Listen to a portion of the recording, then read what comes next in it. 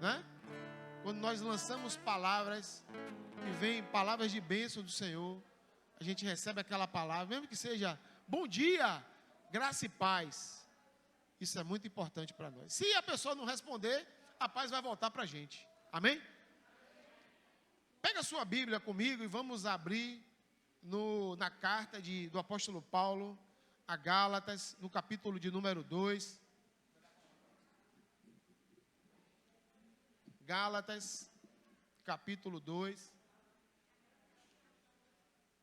Nós vamos ler esse capítulo em duas partes, ok? A primeira parte a gente vai ler do versículo 1 até o versículo 10. E depois a gente vai ler do versículo 11 até o versículo 21. Gálatas.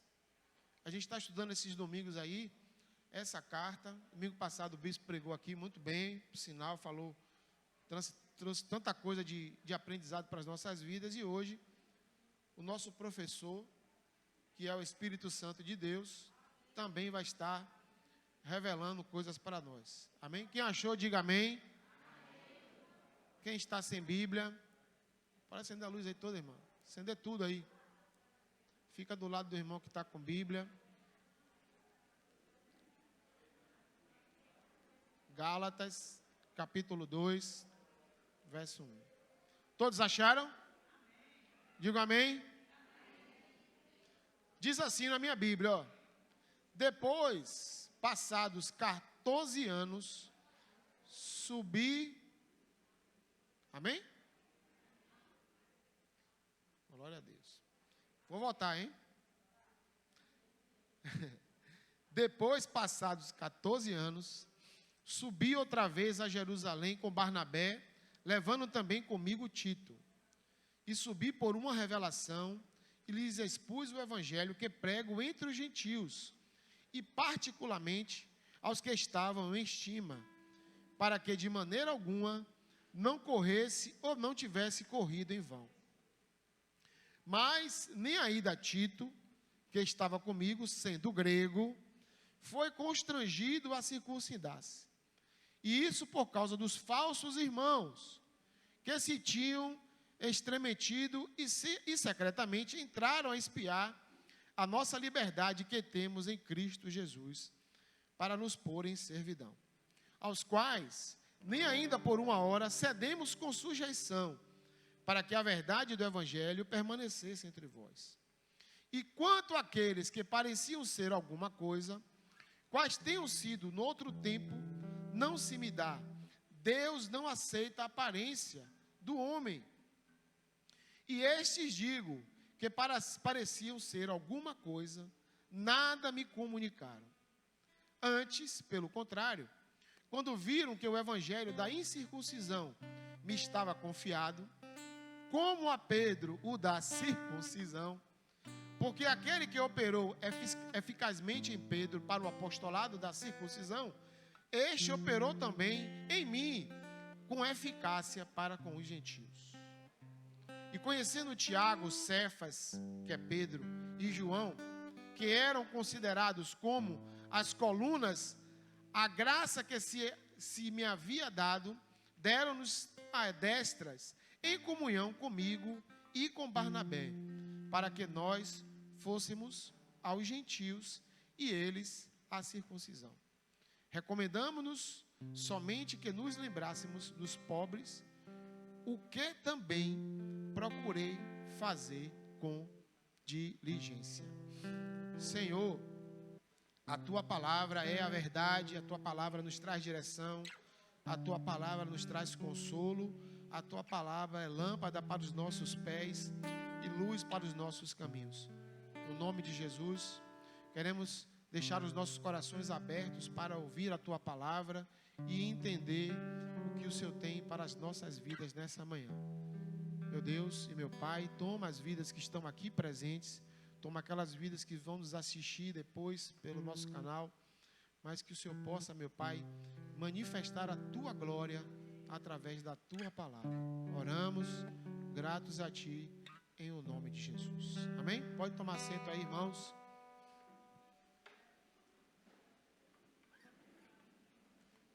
Eu confesso a vocês que eu li esse texto de Gálatas durante a semana e aprendi muito, porque a linguagem do apóstolo Paulo é uma linguagem que ela fala tanto para pessoas simples como para pessoas que são letradas. E eu procurei ler tanto na versão que eu tenho da minha Bíblia de Estudo Pentecostal e a versão atualizada. E esse texto de Paulo, ele mostra para a gente algo que estava acontecendo na igreja do Senhor, que poderia trazer uma séria divisão na igreja daquele tempo.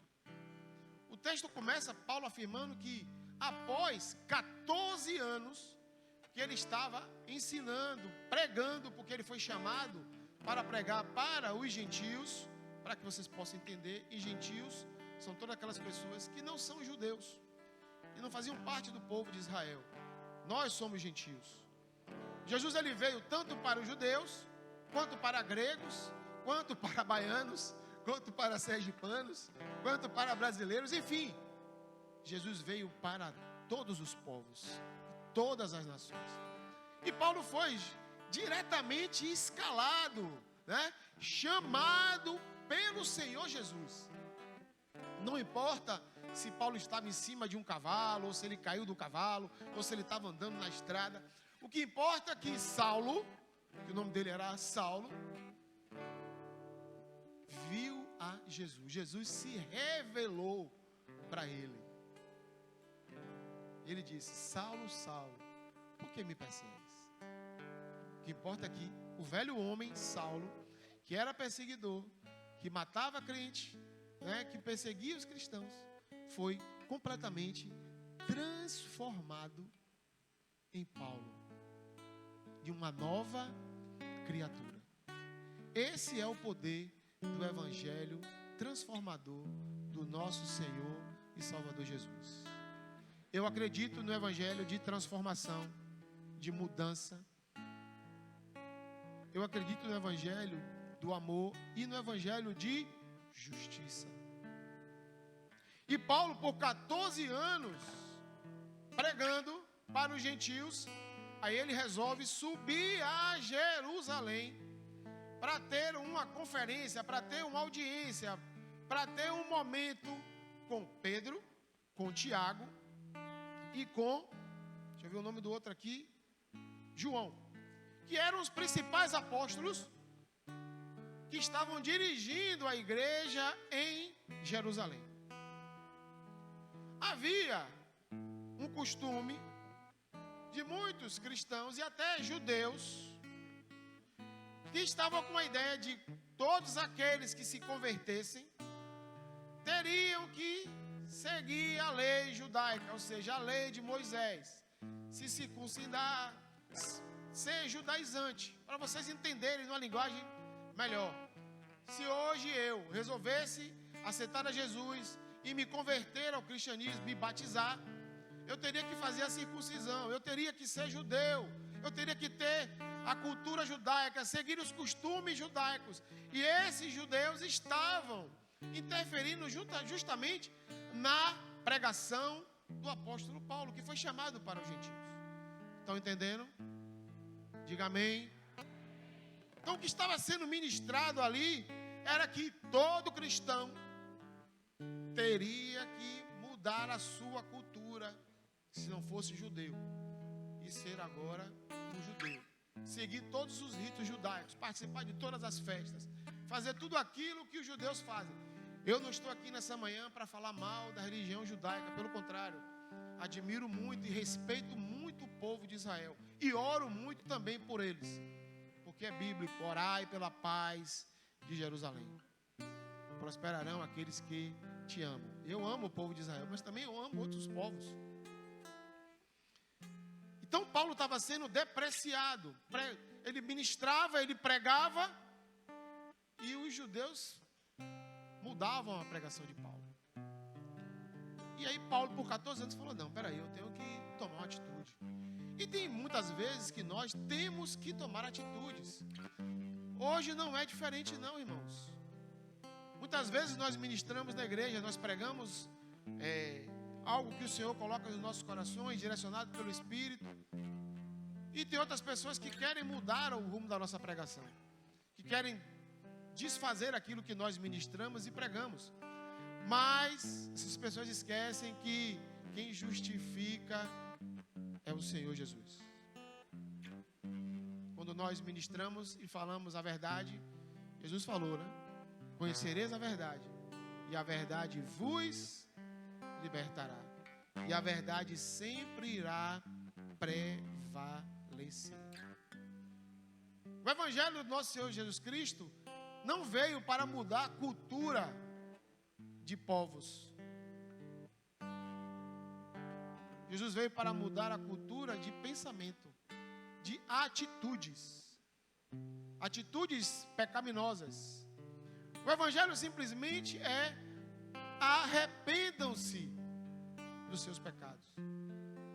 Eu não posso chegar numa tribo, eu não fui chamado para isso, eu não sou missionário, mas se eu fosse missionário, eu não poderia chegar numa tribo de índios e dizer assim: olha, você não vai poder mais usar essa tanga que você usa, você não vai poder mais marcar no seu rosto com as tintas que eles usam, que são coisas culturais, você não vai utilizar mais o seu arco e flecha para apontar, para fazer sua caçada, você não vai poder mais fazer as suas danças.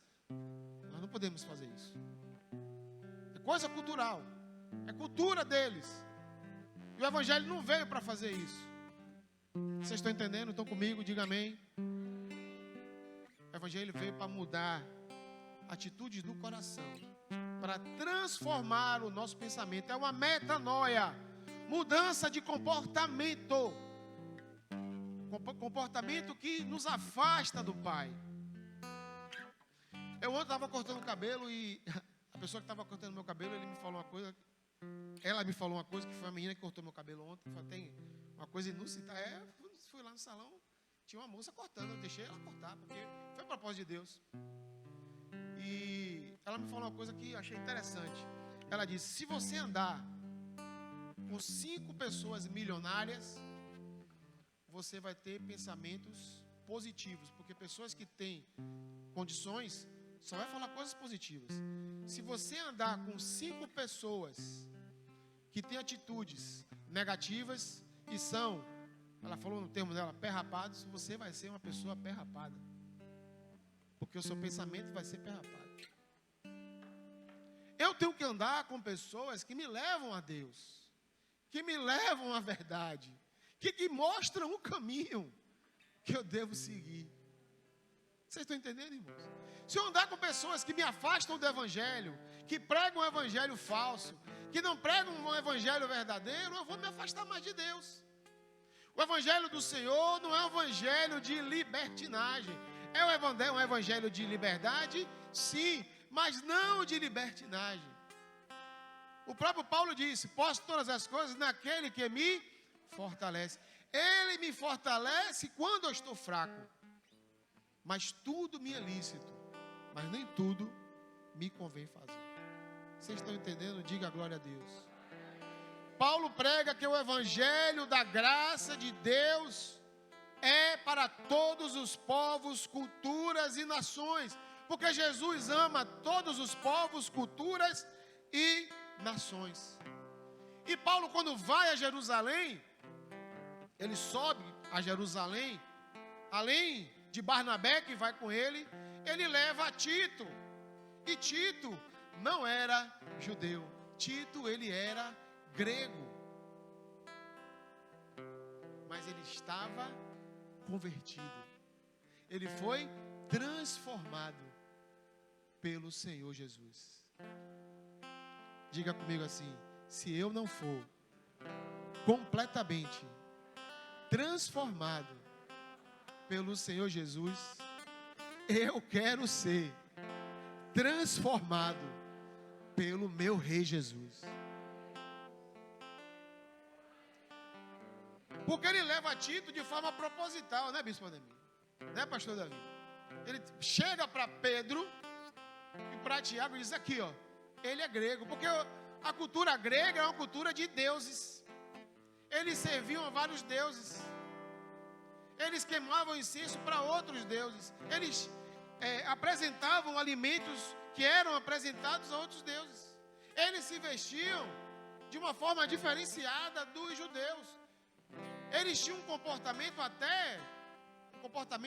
inteligente, porque a cultura grega é o berço da nossa civilização também, né? Tem muitos filósofos gregos, Platão, enfim, vários, né? Sócrates, que agregou valor e agrega até hoje a nossa cultura cristã e a nossa civilização ocidental e até também oriental. Mas Paulo leva a Tito para dizer: olha, assim como Jesus me transformou de um assassino, hoje eu sou um pregador da palavra de Deus. Aqui está Tito, que foi também transformado. Porque o que era ministrado era: olha, vocês precisam fazer a circuncisão. Para você entender o que é circuncisão: cortar o prepúsculo do homem, para que derramasse sangue daquele prepúsculo. Fazer o que o Senhor mandou fazer Abraão fazer com ele, com os estrangeiros que estavam com ele, e o seu filho e os seus descendentes. Só que Paulo diz: não é necessário mais fazer a circuncisão. A circuncisão que é necessária ser feita é a circuncisão do seu coração, que é através de Cristo Jesus nosso Senhor. O corte que é feito é aqui, não mais embaixo, mas em cima. Não é necessário mais. O evangelho da graça do Senhor é para todos. A cruz está vazia. Jesus já levou o pecado por nós. Queridos, humanamente falando assim, era impossível um homem natural cumprir a lei que foi instituída, com seus 613 mandamentos, e mais o decálogo, que eram os 10 mandamentos. Era impossível cumprir, não tinha condições. Ninguém conseguiria cumprir essa lei. Ninguém, pastor Davi. Mas através de um homem, o pecado entrou no mundo. Através de um outro homem, o pecado foi retirado do mundo, foi remido. E através desse novo Adão,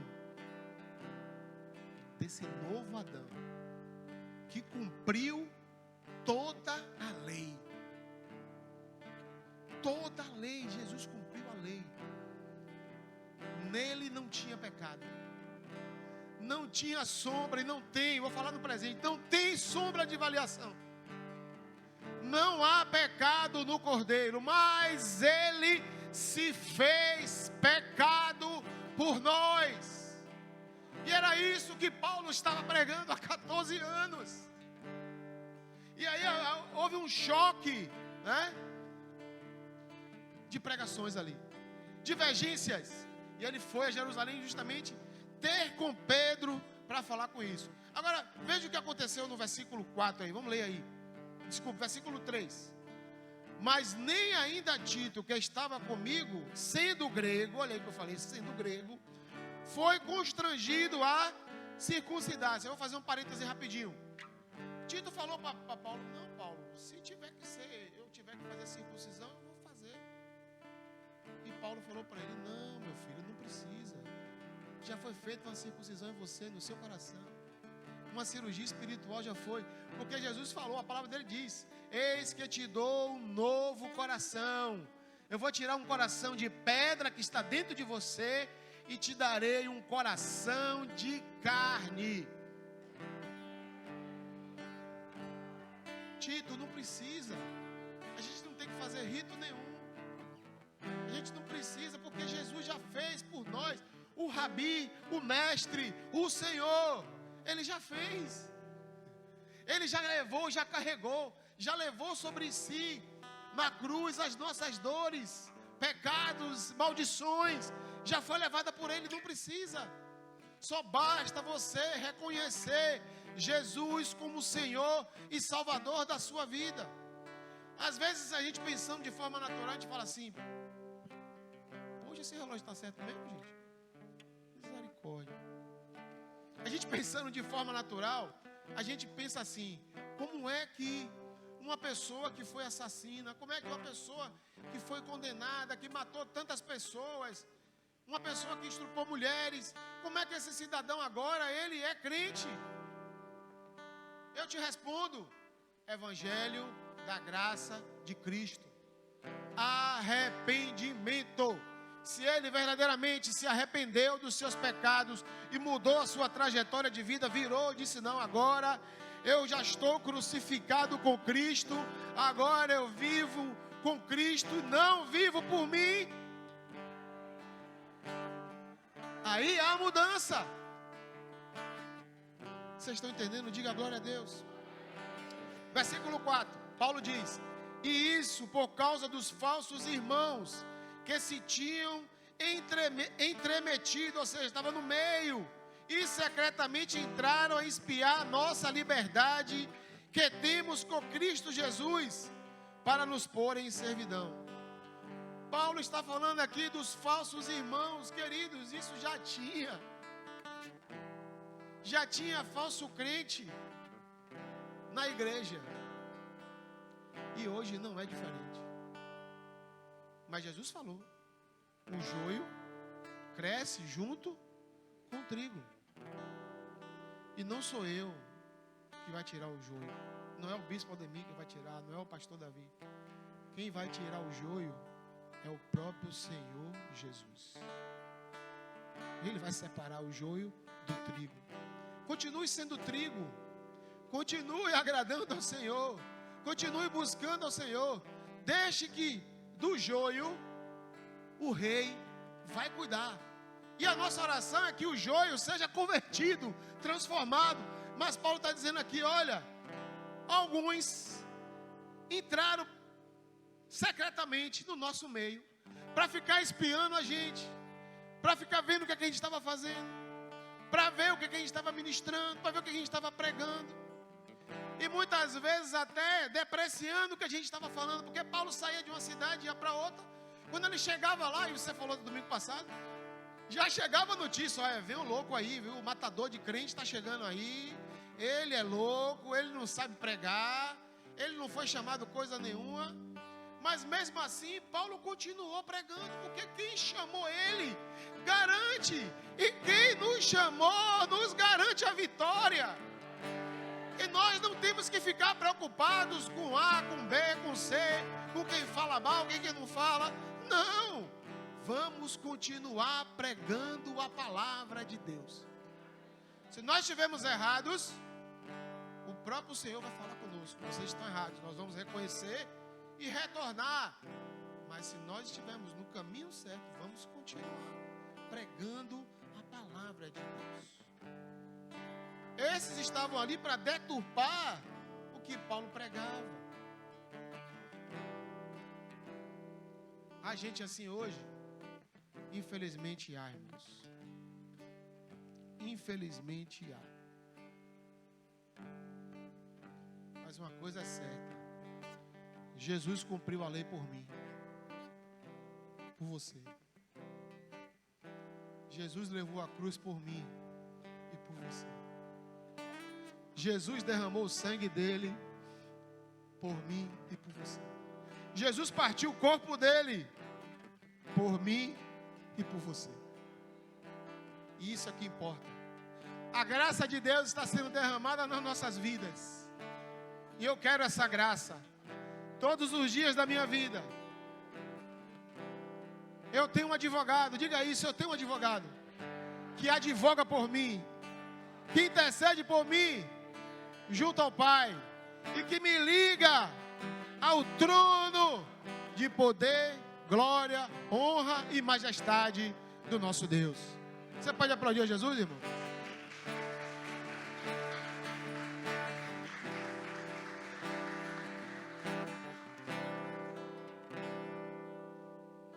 O que nós vimos aqui, viu aqui, foi que Paulo foi para lá para não haver um racha, para não haver uma divisão. E a igreja não pode se dividir por diferenças culturais. Paulo foi lá falar: não é assim, gente. Vamos parar. Hoje nós vivemos um tempo que muitas igrejas, infelizmente, foram abertas por conta de divisões, por falta de entendimento. sabe? A pessoa está na igreja, não compreende a visão que a igreja está pregando, e aí resolve sair para abrir uma outra igreja. Queridos, igreja não se abre, igreja nasce, e nasce do coração de Deus. Tem muita gente que está fazendo coisas que não foi chamado para fazer. Deus não chamou para fazer, e a pessoa acha que Deus falou com ela para fazer, e ela vai fazer. Só que vai chegar um tempo, um dia, uma hora, um momento, que Deus vai chegar para ela e dizer: eu não mandei você fazer isso, eu mandou você fazer isso aí. Por isso que a gente tem que ter a certeza do nosso chamado com Deus, do nosso propósito com Deus. O que adianta? Isso pegou aqui, acho que foi quinta-feira, ele falou: o que adianta ter 300 igrejas e essas 300 igrejas não tiverem debaixo do propósito de Deus? Não vai adiantar, querido. Querido, o que Deus manda fazer floresce. Por isso que ele diz que as portas do inferno não vão prevalecer contra a igreja do Senhor. Vocês estão comigo? Diga amém. Fala que um amigo meu fala isso. Outra coisa, a gente não pode impor as nossas culturas a outras culturas. A gente não pode impor, né? Se o camarada usa aquela argola, deixa ele usar, com ele e Deus, meu irmão. Ah, ele tem tatuagem. Ele achou, eu não quero ter tatuagem. Entendeu? Minha criação, meu pai foi isso: se fizer tatuagem aqui, eu vou raspar com facão. Eu respeitei. Filho meu nenhum aqui vai ter, nenhum teve. Eu respeitei a cultura de minha família, de meu pai. Agora meu filho resolveu fazer uma tatuagem. É pecado? Não. Meu pai, eu vou fazer. Eu falei: se seu avô tivesse vivo, você sabe o que ia acontecer com você, né? Você não ia entrar na casa dele. Agora na minha. Estão entendendo, irmão? Diga glória a Deus. Evangelho é liberdade, mas também não é libertinagem. E outra coisa, existe diferença de chamados.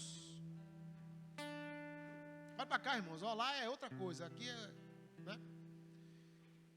Havia uma diferença no chamado de Paulo, e havia uma diferença no chamado de Pedro. O chamado de Paulo foi para pregar para os gentios, como eu falei no início. O chamado de Pedro foi pregar para os judeus.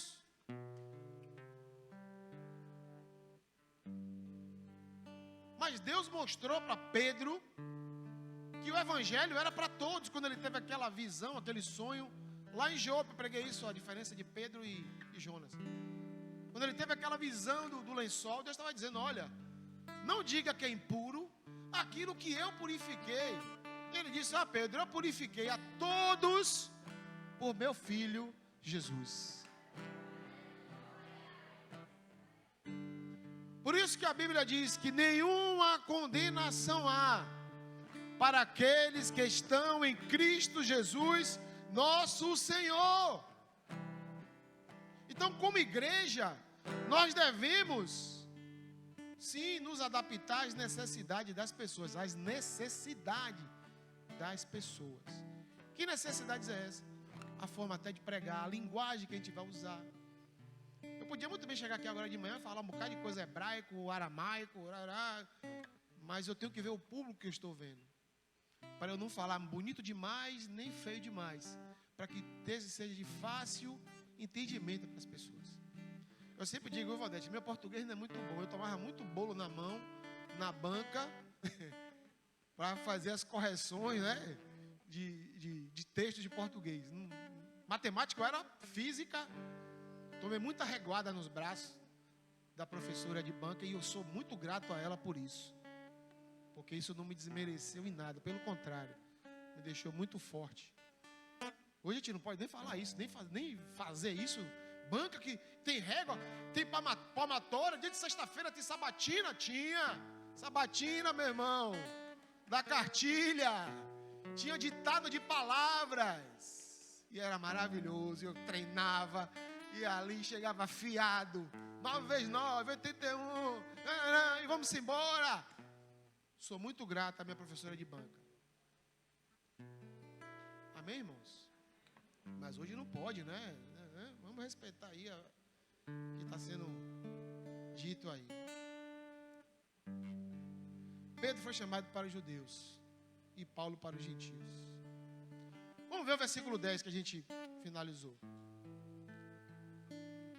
Recomendando-nos somente que nos lembrássemos dos pobres, o que também procurei fazer com diligência. Então Pedro esteve lá, conversou com Tiago, conversou com Pedro, Paulo esteve lá conversando com Tiago, com Pedro e com João.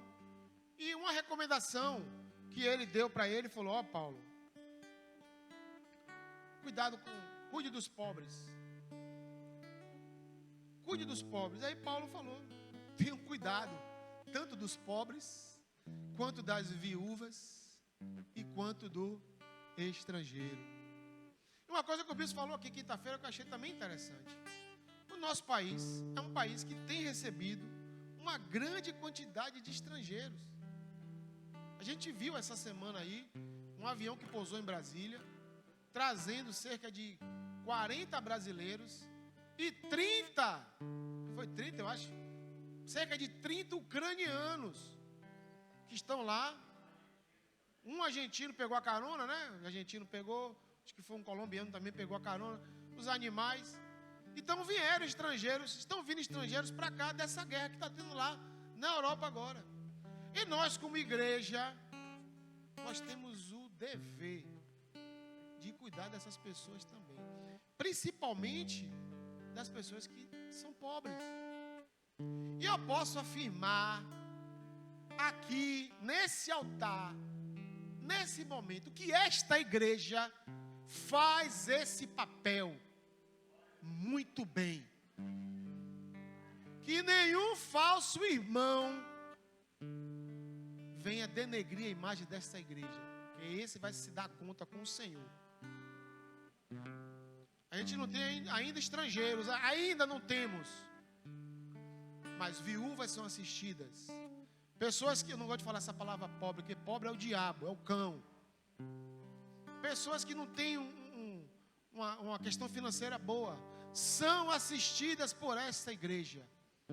E outra coisa, essa igreja é uma igreja de homens e mulheres generosas,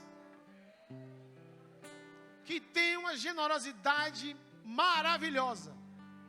Quando nós colocamos qualquer coisa lá, as pessoas dão e dão com coração. Ninguém lá fora tem o direito de falar mal da nossa comunidade em relação a isso. E Paulo falou: não, eu tenho cuidado disso, porque sempre haverá ao nosso redor pessoas com necessidades, irmão. E nós temos que saber. E outra coisa, nós pastores não temos em nossos computadores, nas telas, nos celulares, a visão de saber assim: a irmã Maricota, como o bispo sempre fala, não tem nenhuma irmã Maricota aqui não, né? Está passando necessidade. A gente não tem como saber, querido.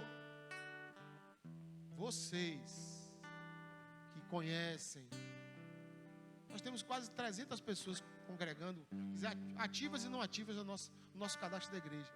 A gente não tem como saber de todo mundo, mas vocês são os nossos olhos, os nossos ouvidos lá fora. E nós estamos assim, eu vou falar de novo. Nós, pastores, estamos com os braços abertos para recebê-los, para ouvi-los. O bispo Ademir, o pastor Davi, nós não somos carrascos da Gestapo, que era dos nazistas, e quando bota lá na sala a gente vai com a vara para dar porrada em ninguém. Não! Nós estamos aqui para ouvi-los e recebê-los de braços abertos. Há um canal de liberdade entre ovelhas e pastores. Entendam isso em nome, vou até usar o nome de Jesus agora, em nome do Senhor Jesus. Amém, irmãos? E Paulo diz: não, nós estamos cuidando.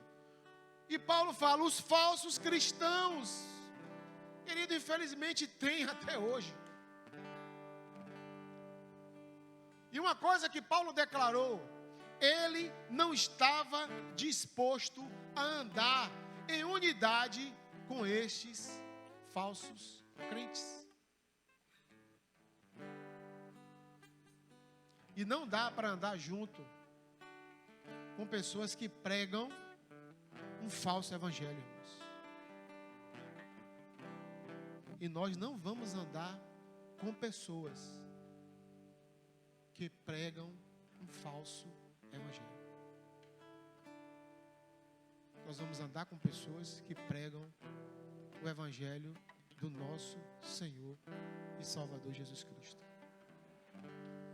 Não estou fazendo nenhuma espécie de desabafo aqui ou recado indireto para ninguém, irmãos, tá?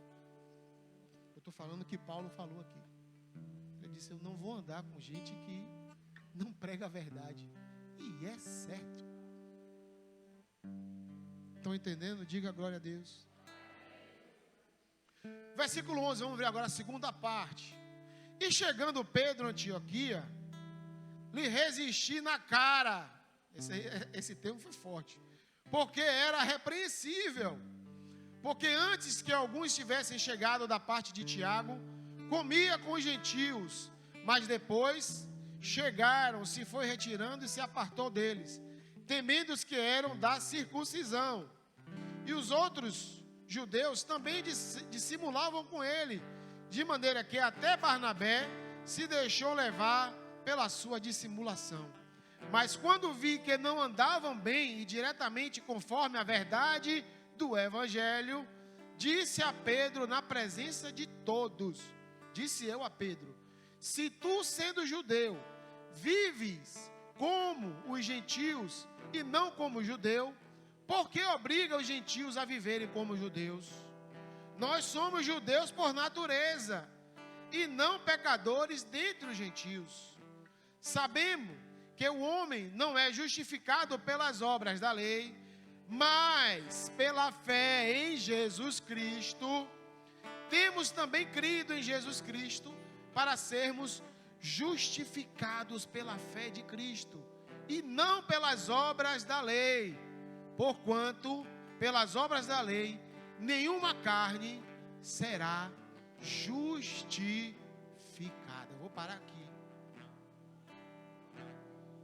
Querido, Paulo, e aí por isso que o tema hoje diz: Pedro errou feio. Errou, e vou explicar por que ele errou.